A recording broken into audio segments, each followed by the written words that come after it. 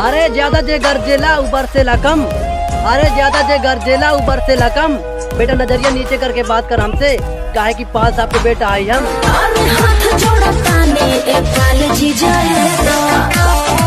अरे हम पाल जी की संतान हैं, हम इतना रुतबा रखते हैं। अरे हम पाल जी की संतान हैं, हम इतना रुतबा रखते हैं। बेटा इतिहास क्या चीज है, हम तो भूगोल बदलने का दम रखते हैं।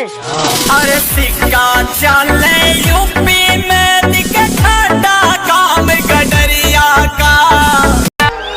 अरे तू कर ले अपने मन की मौका हमारा भी आएगा। अरे तू कर ले अपने मन की मौका हमारा भी आएगा। बेटा पाल साहब क्या चीज है ये हमारा वक्त ही बताएगा।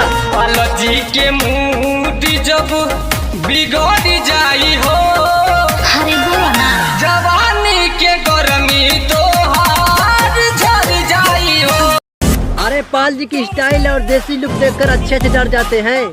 अरे पाल जी की स्टाइल और देसी लुक देखकर अच्छे से डर जाते हैं, क्योंकि इंडिया में फौग नहीं पालवाजी का खौफ चलता है। अरे सिक्का चले यूपी में दिखे ठाडा काम गडरिया का, पैरी थर थर।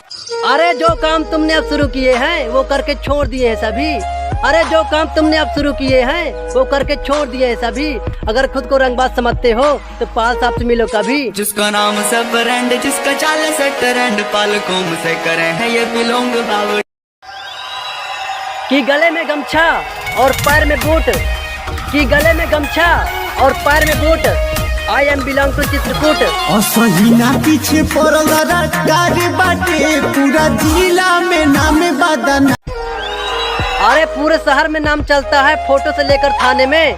अरे पूरे शहर में नाम चलता है फोटो से लेकर थाने में। बेटा शेर जैसा जिगरा चाहिए पाल साहब को हाथ लगाने में। सर पे हमारा रहे हरदम खूनवे सवार, बड़े रान हो ही जान पीछे घूम